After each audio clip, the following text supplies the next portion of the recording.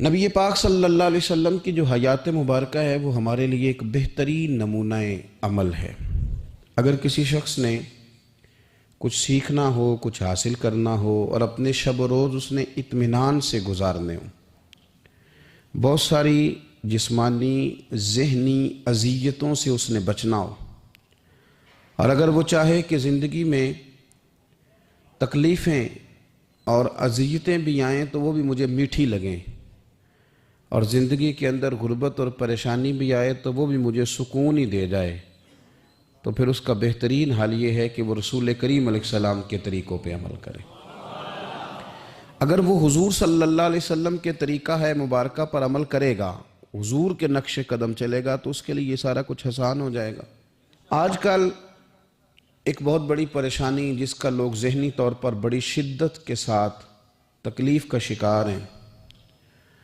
اور اس پریشانی نے جیتے جاگتے اٹھتے بیٹھتے باہمت لوگوں کو کمزور کرنا شروع کر دیا ہے۔ وہ پریشانی ہے غریبی کی پریشانی، کمزور ہونا، تنگ دست ہونا۔ بڑے بڑے باصلاحیت لوگ ہیں، باشعور ہیں، فہم و فراست والے،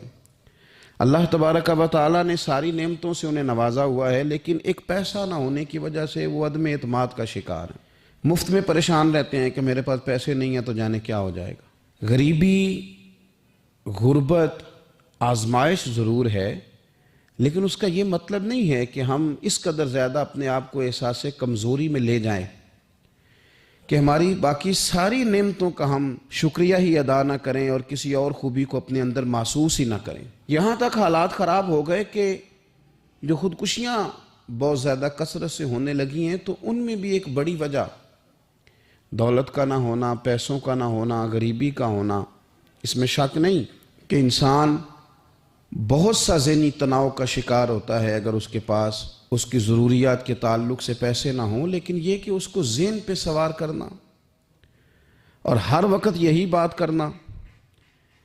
اس بات کو اچھی طرح سب سے پہلے سمجھ لیں کہ نبی پاک صلی اللہ علیہ وسلم دن میں ایک وقت روٹی کھانے اور 3 دن فاقہ کرنے کے لیے مجبور نہیں۔ کائنات کے خزانوں کی چابیاں اللہ نے اپنے محبوب کو عطا فرمائی ہیں،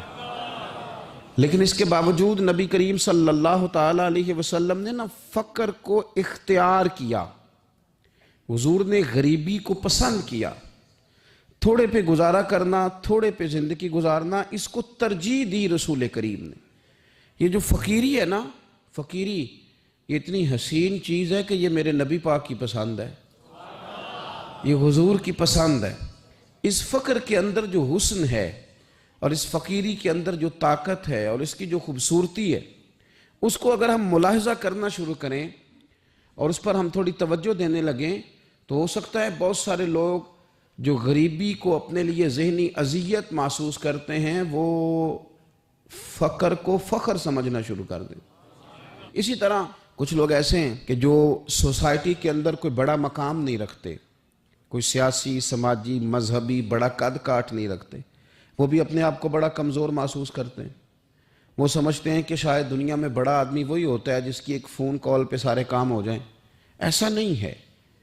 اگر آپ نے اپنی زندگی کو تقوی کے مطابق رکھا ہوا ہے، اللہ سے ڈر کے وقت گزار رہے ہیں، شریعت اسلامیہ کی حدود کا خیال کرتے ہیں،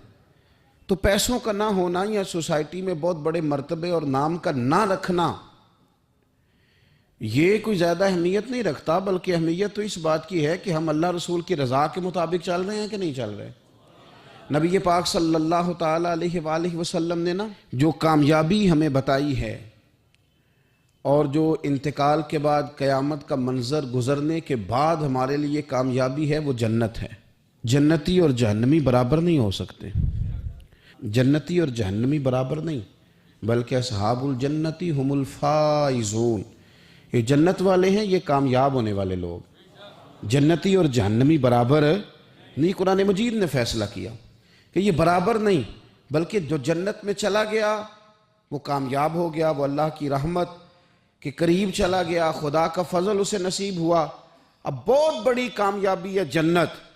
اور حدیث پاک سنیے گا، یہ بخاری مسلم میں موجود ہے، حضرت عمران بن حسین رضی اللہ تعالیٰ عنہ حدیث کے راوی ہیں کہ رسول کریم صلی اللہ تعالیٰ علیہ وآلہ وسلم نے ارشاد فرمایا کہ میں نے نا جنت میں اکثر وہ لوگ دیکھے ہیں جو دنیا میں فقیر تھے۔ جنت ایک کامیابی ہے، جنت ایک بڑا مقام ہے، جنتی اور جہنمی برابر نہیں، لیکن حضور فرماتے ہیں میں نے جنت میں اکثریت فقراء کی دیکھی ہے،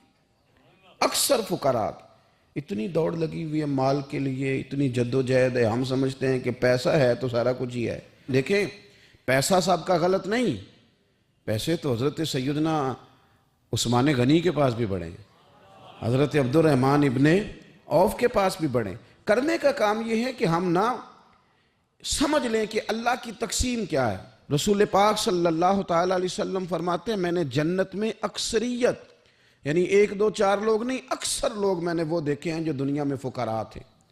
جو غریب لوگ